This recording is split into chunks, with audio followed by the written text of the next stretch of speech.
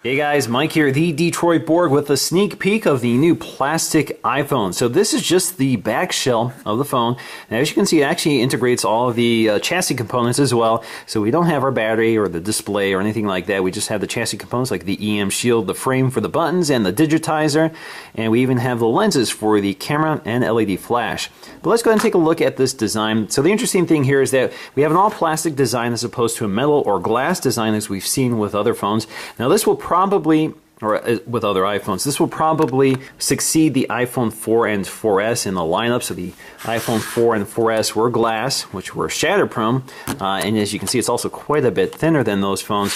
But this is going to, when we get the iPhone 5S, we'll probably have the iPhone 5S, the iPhone 5, and then this phone. We're not sure what it's going to be named at this point. But this is sort of like a merger of the iPhone 3GS, as you can see, the short-lived white version of the iPhone 3GS. And then we have the iPod Touch. So if you merge those together, you get something kind of similar to that. So again, this is a 4-inch screen, which is interesting. So we go from a 3.5-inch on the low end to a 4-inch, presumably Retina display. As you can see, it's similar in design, but not as thin as the iPod Touch. So you have similar ports here, such as your speaker grills. Your Lightning port, we do have those 2 screws at either end. We have our headphone jack, and of course, since this is a phone, we have our mouthpiece right next to it. Now, if we compare that to the iPhone 5, you can see it's kind of similar in overall thinness. It's not quite as thin. It's a little thicker. It's also a little wider than the iPhone 5, which is kind of hard to illustrate here. So let me see if I can situate this a little bit better. So as you can see, it's a little bit wider than the iPhone 5 and presumably the iPhone 5S, which is likely to share the same design. So you can see down here again, headphone jack. Our microphone, which is much larger here than the small microphone here. We have our Lightning port and 2 screws, as well as those speaker grills here. So quite a few more of them here. Now, what you'll see here is that we're missing the buttons or cutouts for the buttons. So if you look inside, you'll see them. So we have that sort of volume cutout here. These are the volume buttons. They're kind of pill-shaped, very similar to the ones on the iPod Touch. We also have a cutout for the volume or the mute switch. Pretty similar design, similar layout. Now the buttons themselves won't be metal, they'll be plastic and will be color coded to the body of the phone. Same with the sleep wake button up here. You can see right here it's also pill shaped. And if you look on the other side, you'll see the SIM tray, also with a hole indicating where the SIM tray will be.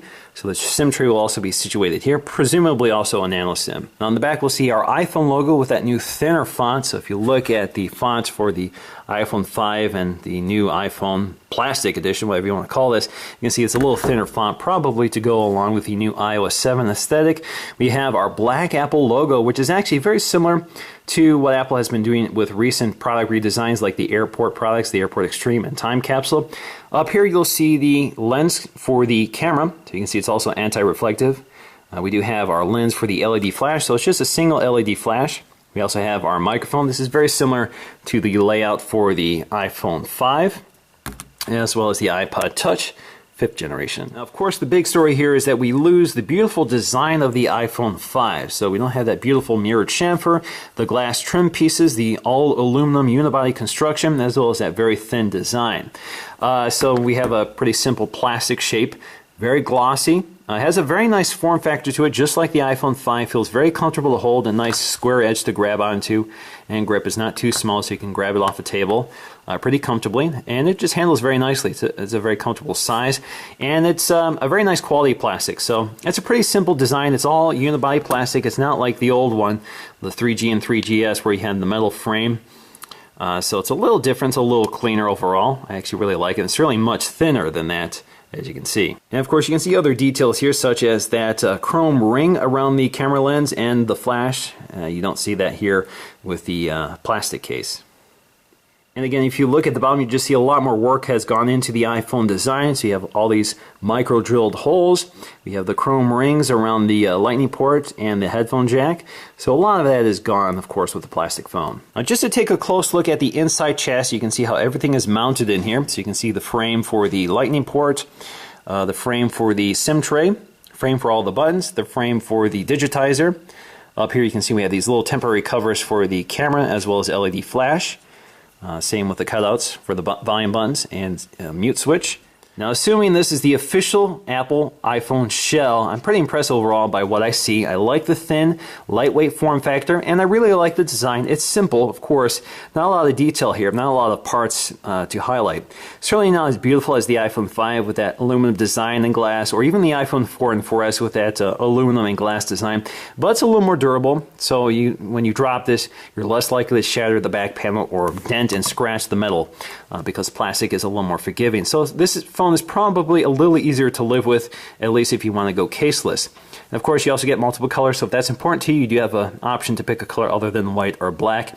And you get a 4-inch phone. So you go from a 3.5-inch phone to a 4-inch phone, which presumably will also have a Retina display, just like the iPod Touch and the iPhone 5. So you get a big spec upgrade there, and you probably will see better internal specs and a better camera, both forward-facing, so perhaps a full HD FaceTime camera, and perhaps a 5-megapixel autofocusing camera on the back, we'll see. So you do get better internal specs, so you get a better experience for the price.